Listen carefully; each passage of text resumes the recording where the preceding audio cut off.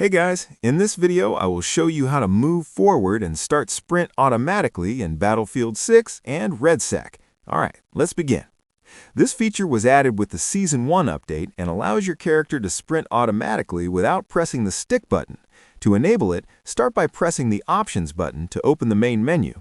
From there, go into Settings and scroll down to Controller. Select Edit Settings, then open the Control Settings under the Infantry section. Now scroll down until you reach the Movement category. Here, look for an option called Stick Forward Movement and turn it on. Once this setting is enabled, a new option called Stick Forward Sprint Time will appear. This setting lets you adjust how quickly Splint activates when you push the left thumbstick forward. You can reduce the delay or set it to activate instantly. After this, simply pushing the left thumbstick forward will make your character start sprinting automatically. There is no need to click the stick anymore. This makes movement smoother, faster, and more comfortable during intense gameplay situations. So that's basically how you can move forward and start sprint automatically in Battlefield 6 and RedSec. That's it for this video. Thanks.